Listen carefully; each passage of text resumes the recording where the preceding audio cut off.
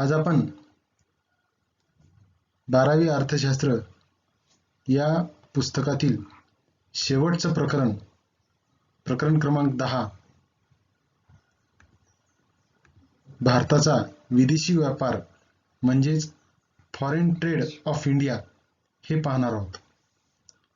या प्रकरणामध्ये आपल्याला प्रस्तावना, अंतर्गत व्यापार याचा अर्थ, विदेशी व्यापाराचा अर्थ, त्यासोबतच विदेशी व्यापाराचे प्रकार, विदेशी व्यापाराची भूमिका, भारताच्या विदेशी व्यापाराची रचना आणि दिशा, तसेच भारतीय विदेशी व्यापाराची दिशा, सद्यस्थितीत प्रमुख वस्तूंच्या बाबतीत निर्यात कल, आयात कल, व्यवहार तोल आणि व्यापार तोल संकल्पना एवढे घटक आपल्याला या प्रकरणात शिकावायचे आहेत. यातील पहिला जो घटक आहे तो म्हणजे या प्रकरणाची प्रस्तावना. इथपासून आपण सुरू करू.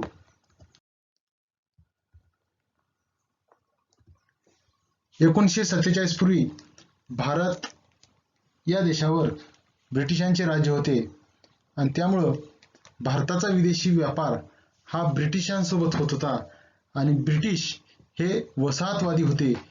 त्यामुळेच भारताचा व्यापार सुद्धा हा वसाहतवादी होता. भारत हा औद्योगिक राष्ट्रांना, विशेषतः इंग्लंडला कच्च्या मालाची निर्यात करीत होता आणि तेथील कारखान्यात तयार होणाऱ्या मालाची आयात आपल्या देशात करत होता.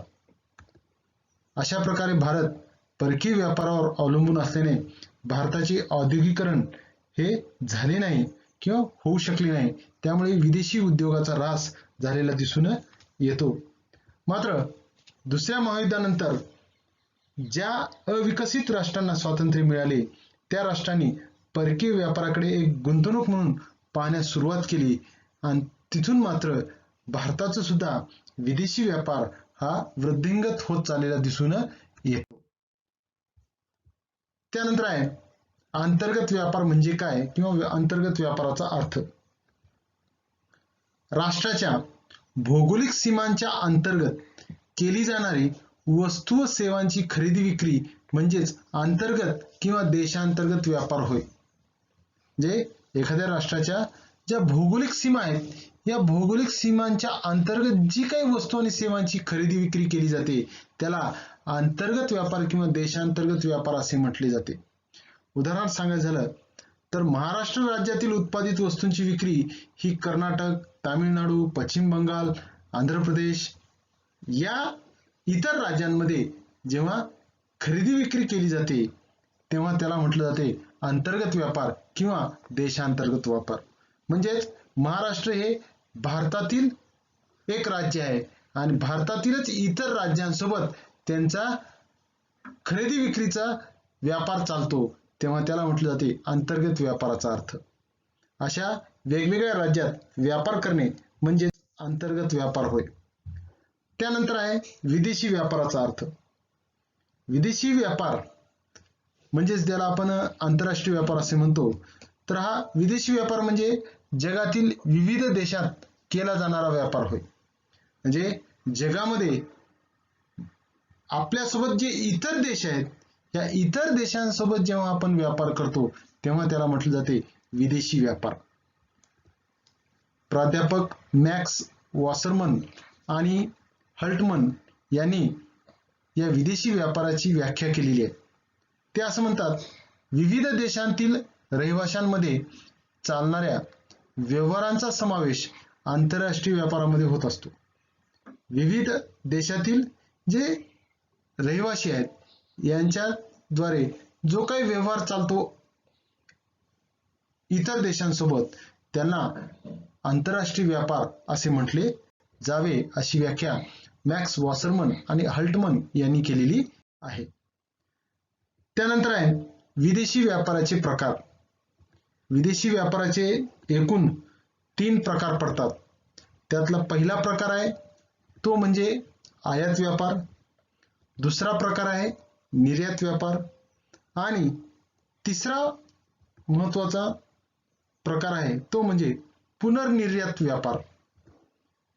आता आयात व्यापार म्हणजे काय, पहिला जो प्रकार आहे विदेशी व्यापाराचा ते आपण पाहू. आयात व्यापार म्हणजे एका देशाने दुसऱ्या देशाकडून केलेली वस्तू व सेवांची खरेदी म्हणजेच आयात व्यापार. म्हणजे एका देशाने दुसऱ्या देशाकडून काही वस्तू खरेदी केल्या किंवा काही सेवांची खरेदी केली तर त्याला आपण म्हटलं जातो आयात व्यापार. उदाहरणादाखल इथं दिलेलं आहे पहा, भारताने इराक, कुवेत, सौदी अरेबिया या देशांकडून पेट्रोलियमची किंवा इंधनांची आयात केली जाते. म्हणजे त्या देशांकडून आपण पेट्रोलियम पदार्थ घेत असतो आणि त्यामुळे त्याला म्हटलं जाते आयात व्यापार. म्हणजे भारताने या इराक, कुवेत, सौदी अरेबिया यांच्याकडून ज्या वस्तू, पेट्रोलियम वस्तू तो घेत असतो, खरेदी करत असतो, तेव्हा त्याला म्हटलं जाते आयात व्यापार. तर विदेशी व्यापाराचा दुसरा प्रकार आहे तो म्हणजे निर्यात व्यापार. एका देशाने दुसऱ्या देशाला केलेली वस्तू सेवांची विक्री म्हणजे निर्यात व्यापार. म्हणजे एखाद्या देशाने दुसऱ्या देशाला वस्तू ह्या विक्री केल्या किंवा सेवा ही विक्री केली तर त्याला म्हटलं जाते निर्यात व्यापार. उदाहरणार्थ सांगायचं झालं तर भारत हा चीन, सिंगापूर किंवा इतर जे जगातील देश आहेत यांना चहा, तांदूळ, ताग यासारख्या वस्तूंची निर्यात करत असतो. म्हणजेच काय, भारताकडून चहा, तांदूळ, ताग यांचं उत्पादन केलं जाते आणि या उत्पादित वस्तू जगातील चीन, सिंगापूर अशा इतर देशांना ह्या वस्तू विक्री केल्या जातात, तेव्हा त्याला म्हटलं जाते निर्यात व्यापार. दुसरा आहे पुनर्निर्यात व्यापार. वस्तूची आयात करून त्यावर प्रक्रिया केली जाते आणि जेव्हा ती निर्यात केली जाते तेव्हा त्यास पुनर्निर्यात व्यापार असे म्हणतात. म्हणजे वस्तूची आयात केली जाते पहिल्यांदा आणि त्यावर प्रक्रिया केली जाते आणि प्रक्रिया केल्यानंतर ती वस्तू पुन्हा आपल्या देशाकडून उत्पादित झालेली वस्तू दुसऱ्या देशाला पाठवली जाते, निर्यात केली जाते, तेव्हा त्यास पुनर्निर्यात व्यापार असे म्हटले जाते. म्हणजे एखाद्या वस्तूची आयात करायची म्हणजे कच्च्या मालाची आयात करायची आणि केलेल्या आयातीच्या मालावर प्रक्रिया करायची, त्यापासून एखादी चांगली वस्तू तयार करायची आणि ती वस्तू, तयार झालेली वस्तू ही पुन्हा वेगवेगळ्या देशांना पाठवायची, विक्री करायची म्हणजेच निर्यात केली जाते, तेव्हा त्यास पुनर्निर्यात व्यापार असे म्हणतात. पुनर्निर्यात व्यापार जास्तीत जास्त जगामध्ये जपानकडून केला जातो. जपानकडून रेडिओ, धुलाई यंत्र, टेलिव्हिजन इत्यादी इलेक्ट्रॉनिक वस्तू तयार करण्यासाठी लागणाऱ्या कच्च्या मालाची आयात ही इंग्लंड, जर्मनी इत्यादी देशाकडून केली जाते आणि त्यावर प्रक्रिया करून जगातील विविध देशांना ते विकले जातात. म्हणजे जपानकडून समजा उदाहरणार्थ सांगायचं झालं तर जपानच्या द्वारे इलेक्ट्रॉनिक वस्तूमध्ये टेलिव्हिजन, सोनी कंपनी ही जपानची आहे आणि जपानची सोनी कंपनी ही टेलिव्हिजन किंवा सीडी ड्रायव्हर म्हणजे वेगवेगळ्या इलेक्ट्रॉनिक वस्तू तयार करत असते. आणि ही सोनी कंपनीमध्ये जेवढी काही आतले डिव्हाइस आहेत हे सगळे डिव्हाइस इतर देशांकडून आयात केलेले आहेत आणि आयात केलेले इतर देशांचे डिव्हाइस एकत्र केले जातात आणि ती एकत्र करून ती सोनी कंपनी आपली स्वतःची ब्रँडेड टेलिव्हिजन बाजारामध्ये विक्रीसाठी आणते. परंतु त्यामध्ये असलेल्या त्या टेलिव्हिजनमध्ये असलेली जी काही इतर डिव्हाइस आहेत हे सगळे डिव्हाइस वेगवेगळ्या देशांकडून त्यांनी आयात केलेले आहेत आणि त्यांनी त्यावर प्रक्रिया केली आणि एक टेलिव्हिजन तयार केला आणि तो टेलिव्हिजन सोनी या नावाने त्यांनी विक्रीसाठी आणला. अशा प्रकारे एक उदाहरणादाखल मी सोनी सांगितले. अशा प्रकारे जपानकडून अनेक प्रकारच्या कंपन्या आहेत ज्या इलेक्ट्रॉनिक्स वस्तू तयार करतात, पण त्यांच्या देशामध्ये त्या इलेक्ट्रॉनिक्स वस्तूचं डिव्हाइस तयार केलं जात नाही. ते इलेक्ट्रॉनिक वस्तू तयार केली जाते पण त्यामध्ये असलेले छोटे छोटे पार्ट मात्र हे इंग्लंड, जर्मनी अशा वेगवेगळ्या देशांकडून आयात केले जातात. तर त्याला म्हटलं जाते पुनर्निर्यात व्यापार. अशा प्रकारे विदेशी व्यापाराचे हे 3 प्रकार आहेत. त्यानंतर आहे विदेशी व्यापाराची भूमिका. व्यापार हा आर्थिक वृद्धीची गुरुकिल्ली अशी म्हटली जाते, कारण देशाच्या आर्थिक विकासात तो एक महत्त्वाची भूमिका पार पाडत असतो. विकसित राष्ट्रात आंतरराष्ट्रीय व्यापाराचा स्थूल देशांतर्गत उत्पादनात महत्त्वपूर्ण वाटा असतो. विदेशी व्यापाराच्या भूमिकेचे समर्थन आपल्याला खालीलप्रमाणे करता येते. म्हणजे विदेशी व्यापार हा आर्थिक वृद्धी आणि आर्थिक विकासाकरिता एक महत्वपूर्ण असलेला दिसून येतो, ज्यामुळे स्थूल देशांतर्गत उत्पादनात ही वाढ होऊ शकते. तर या विदेशी व्यापाराची भूमिका काय आहे याबद्दलचं समर्थन आपल्याला खालीलप्रमाणे करता येईल. पहिला आहे परकीय चलन प्राप्ती. विदेशी व्यापारामुळे परकीय चलन हे देशाला प्राप्त होत असते. त्याचा वापर विविध उत्पादक कार्यासाठी आपल्याला करता येतो. तसेच बाजार विस्तारीकरणासाठी ते उपयुक्त असते. म्हणजे विदेशी व्यापाराचं जे पहिलं आणि महत्वाचं आहे की विदेशी व्यापार जर आपण केला तर आपल्याला इतर देशांचं चलन प्राप्त होते. कारण ज्या देशाला आयात करायची आहे, ज्या देशाकडून आयात करायचे त्या देशाचं परकीय चलन आयात करणाऱ्या देशाकडे असणे गरजेचं असते. आणि त्यामुळं परकीय चलन प्राप्ती या विदेशी व्यापारामुळे प्राप्त होते आणि बाजार विस्तारीकरणासाठी आणि उत्पादनाला प्रोत्साहन देण्यासाठी हे महत्वपूर्ण आहे. त्यानंतर दुसरी महत्वाची भूमिका आहे ती म्हणजे गुंतवणुकीस प्रोत्साहन. विदेशी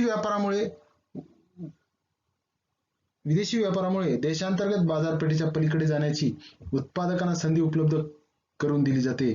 त्यांना निर्यातीसाठी अधिक उत्पादन करण्याचे प्रोत्साहन मिळते. यामुळे देशातील एकूण गुंतवणुकीत वाढ होते. म्हणजे विदेशी व्यापारामुळे उत्पादकांना निर्यातीसाठी अधिक उत्पादन करण्याचे प्रोत्साहन मिळते आणि त्यामुळं उत्पादकांना ही संधी प्राप्त होते की बाजारपेठ प्राप्त होत असते. उत्पादकांना बाजारपेठ प्राप्त झाली की ते जास्तीत जास्त उत्पादन वाढवण्याकरिता एकूण गुंतवणुकीत वाढ करतात. तिसरा आहे श्रम विभागणी आणि विशेषीकरण. विदेशी व्यापारामुळे जागतिक पातळीवर श्रम विभागणी व विशेषीकरण होते. काही देशात मुबलक प्रमाणात नैसर्गिक साधन संपत्ती उपलब्ध असते. असे देश कच्च्या मालाची निर्यात करू शकतात. अशा प्रकारे श्रम विभागणी आणि विशेषीकरण होऊन त्याचा सर्व देशांना हा लाभ होऊ शकतो. म्हणजे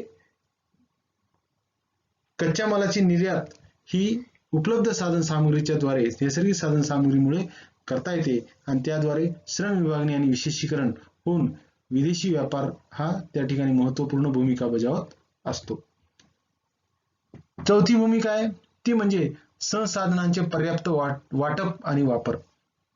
विदेशी व्यापारामुळे दुर्मिळ संसाधने अशाच वस्तूच्या उत्पादनाकडे वळली जातात ज्यांच्याद्वारे महत्तम लाभ प्राप्त होतो. विदेशी व्यापारामुळे दुर्मिळ संसाधने अशाच वस्तूच्या उत्पादनाकडे वळवली जातात की ज्यांच्याद्वारे महत्तम समाधान प्राप्त होईल. अशा प्रकारे विदेशी व्यापारामुळे आंतरराष्ट्रीय पातळीवर संसाधनांचे पर्याप्त वाटप व वापर हा झालेला दिसून येतो.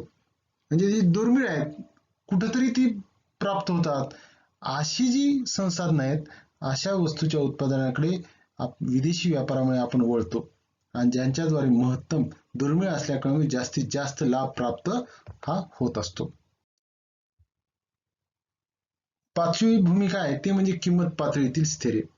विदेशी व्यापारामुळे मागणी व पुरवठा यांची स्थिती स्थिर राहते. यातून किंमत पातळी स्थैर्य प्राप्त होऊ शकते. कारण कुठल्याही वस्तूची किंमत ही मागणी आणि पुरवठा यांच्या संतुलनातून होते आणि ज्या ठिकाणी विदेशी व्यापार होतो त्या ठिकाणी मागणी आणि पुरवठा यांची स्थिती ही स्थिर राहू शकते आणि त्यामुळे किंमत पातळी सुद्धा स्थैर्य प्राप्त करून घेता येते. सहावी भूमिका आहे ते म्हणजे बहुविध पर्यायांची उपलब्धता. विदेशी व्यापार आयात वस्तू गुणात्मक व उच्च दर्जाच्या उत्पादनाची खात्री देतो. त्यामुळे राहणीमानाचा दर्जा सुधारतो. विदेशी व्यापार केला की त्यातून आयात वस्तू आणि ज्या गुणात्मक आणि उच्च दर्जाचे आहेत अशाच उत्पादनाची खात्री त्या ठिकाणी आयातीमधून दिली जाते. त्यामुळे राहणीमानाचा दर्जा सुद्धा आपला सुधारत असतो. सातवा आहे प्रतिष्ठा व नावलौकिक. निर्यातदार देश विदेशी व्यापारात सहभागी झालेला असेल तर त्या देशाला प्रतिष्ठा मिळते. उदाहरणार्थ मी थोड्या वेळापूर्वी सांगितलं होतं जपानला आज नावलौकिक आहे. जपानची वस्तू म्हटलं की इलेक्ट्रॉनिक क्षेत्रात चांगली वस्तू असं म्हटलं जाते. कारण का कारण ती विदेशी व्यापारामध्ये निर्यातदार देशांना मोठ्या प्रमाणात ती निर्यातदार देश आहे, मोठ्या प्रमाणात इलेक्ट्रॉनिक वस्तू या इतर देशांना पुरवठा करत असते आणि त्यामुळं त्या जपानच्या वस्तूंना एक नावलौकिक प्राप्त झालेले दिसून येते. मी इथे इलेक्ट्रॉनिक्सच्या वस्तू दिलेल्या आहेत आणि अशा सगळ्या वस्तू या जपानमध्ये तयार होत असतात.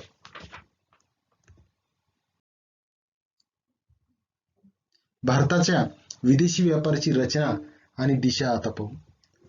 मागील 70 वर्षाच्या कालावधीत भारताच्या विदेशी व्यापाराच्या रचनेत आणि दिशेत कोणते बदल झाले याची वैशिष्ट्ये काही खालीलप्रमाणे आहेत.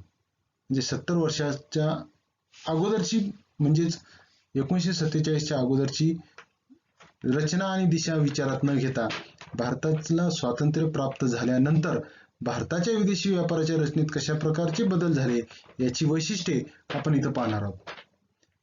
त्यामध्ये पहिला आहे स्थूल देशांतर्गत उत्पादनाचा वाढता हिस्सा. 1990-91 मध्ये भारताच्या निव्वळ राष्ट्रीय उत्पन्नात विदेशी व्यापाराचा म्हणजेच आयात निर्यात हिस्सा हा 17.55% होता. जे 1990-91 मध्ये हा हिस्सा फक्त 17.55% होता स्थूल देशांतर्गत उत्पादनाचा. त्यानंतर मात्र 2006-07 मध्ये यामध्ये वाढ झाली आणि ती 25% एवढं झालं. म्हणजे जवळजवळ हा 8% वाढ झालेली दिसून येते. 2016-17 मध्ये ही वाढ 48.8% झाली. म्हणजे स्थूल देशांतर्गत उत्पादनाची वाढ ही 48.8% पर्यंत झालेली आहे. त्यानंतरचं वैशिष्ट्य ते म्हणजे व्यापाराच्या आकारमानात व मूल्यात वाढ. 1990-91 मध्ये विदेशी व्यापाराच्या आकारमानात व मूल्यात वाढ झालेली आहे. भारत आज मोठ्या प्रमाणात अधिक मूल्य व आकारमान असलेल्या वस्तू व सेवांची निर्यात व आयात करतो. म्हणजे भारताकडून निर्यात आणि आयात ही मोठ्या प्रमाणात आज होत असताना दिसून येते. तिसरं वैशिष्ट्य ते म्हणजे निर्यातीच्या रचनेत बदल. स्वातंत्र्य प्राप्तीपासून भारताच्या निर्यातीच्या रचनेत बदल झाला. स्वातंत्र्यापूर्वी भारत प्राथमिक उत्पादने उदाहरणार्थ ताग, कापूस, चहा, तेलबिया, चामडे, खनिज उत्पादने निर्यात करत होता. काळाच्या ओघामध्ये म्हणजे काळ जसा जसा होत गेला त्या काळाच्या ओघात भारताच्या निर्यातीत तयार कपडे, हिरे, मानके, इलेक्ट्रॉनिक वस्तू विशेष करून संगणक, हार्डवेअर आणि सॉफ्टवेअर या वस्तूंनी प्रमुख स्थान पटकावलेले आहे. आज जगामध्ये भारतातील लोकांनी तयार केलेले संगणक सॉफ्टवेअर हे मोठ्या प्रमाणात वापरले जातात. हार्डवेअर मोठ्या प्रमाणात वापरले जातात. म्हणजे हे काळाच्या ओघामध्ये बदल होत गेले. आज मोठ्या प्रमाणात संगणक युग आहे आणि या संगणक युगामध्ये भारतातील सॉफ्टवेअर आणि हार्डवेअर मोठ्या प्रमाणात वापरले जातात. याची निर्यात भारताकडून केली जाते. चौथा आहे आयातीच्या रचनेत बदल. जसं निर्यातीच्या रचनेत बदल होत गेले स्वातंत्र्यानंतर तसंच आयातीच्या रचनेत सुद्धा बदल होत गेले. स्वातंत्र्यापूर्वी भारत औषधे, कापड, वाहने, इलेक्ट्रिकल वस्तू यासारख्या उपभोगी वस्तूंची आयात करत होता. परंतु आज भारत प्रामुख्याने पेट्रोल आणि तत्सम उत्पादने, अत्याधुनिक यंत्रसामुग्री, रसायने, खते, पोलाद इत्यादीच वस्तूंची आयात करतो. या अगोदर स्वातंत्र्यापूर्वी आयातीमध्ये औषधे आपल्याला आयात करावी लागायची, कापड सुद्धा आयात करावं लागायचं. जरी आपल्याकडे कच्चा माल कापडाचा तयार होत असला तरी उद्योग स्थापन झालेले नव्हते आणि त्यामुळे आपल्याकडे कापड तयार होत नव्हता. फक्त कापड तयार करण्यासाठी लागणारा कच्चा माल मात्र आपल्याकडचा इंग्लंडकडे जात होता आणि इंग्लंडकडून कापड तयार होऊन आपल्या देशात येत होता. वाहने सुद्धा इतर देशांकडून आपल्याला मिळत होती. इलेक्ट्रिकल वस्तू सुद्धा इतर देशांकडून आपल्या देशात येत होती. आज मात्र भारताने या सगळ्यांवर मात केलेली आहे. उद्योगधंदे स्थापन झालेले आहेत. तरी काही वस्तूंच्या बाबतीत उदाहरणार्थ सांगायचं झालं तर पेट्रोल आणि तत्सम उत्पादन म्हणजे इंधनाच्या बाबतीत भारत आजही इतर देशांवर अवलंबून आहे. आयात आजही त्या इंधनाची करत असतो. त्यासोबतच अत्याधुनिक जी यंत्रसामग्री लागते कारखान्यासाठी किंवा इतर जागी ती यंत्रसामग्री सुद्धा ही आजही आयात केली जाते. रसायने सुद्धा मोठ्या प्रमाणात काही रसायने ही आयात केली जातात. खते आयात केली जातात. पोलाद उद्योगासाठी लागणारं पोलाद सुद्धा इतर देशांकडून आयात केले जातात. त्यानंतर आहे सागरी व्यापार. भारताचा बहुतेक व्यापार हा सागरी मार्गाने म्हणजे समुद्राच्या मार्गाने होतो. नेपाळ, अफगाणिस्तान, म्यानमार, श्रीलंका इत्यादी शेजारी देशांशी भारताचे व्यापारी संबंध हे चांगले आहेत. जवळपास 68% व्यापार हा सागरी मार्गाने होतो. म्हणजे 100तून 68% व्यापार हा सागरी मार्गाने झालेला दिसून येतो. त्यामुळेच नंतरची जी भूमिका होती त्यांची की नवीन बंदरांचा विकास करणे. कारण भारताचा विदेशी व्यापार प्रामुख्याने मुंबई, कोलकाता, चेन्नई या बंदरातून होत होता. हे तिन्ही शहरं जी समुद्र काठावर आहेत आणि त्या समुद्र काठावरच्या या बंदरातून सागरी व्यापार हा आंतरराष्ट्रीय व्यापार, विदेशी व्यापार केला जात होता.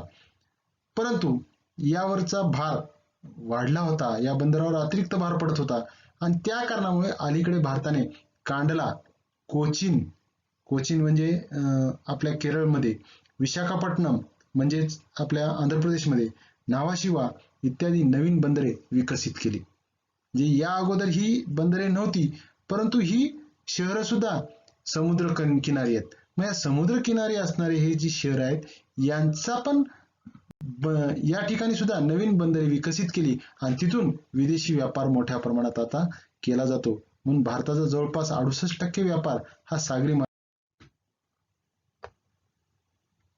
धन्यवाद.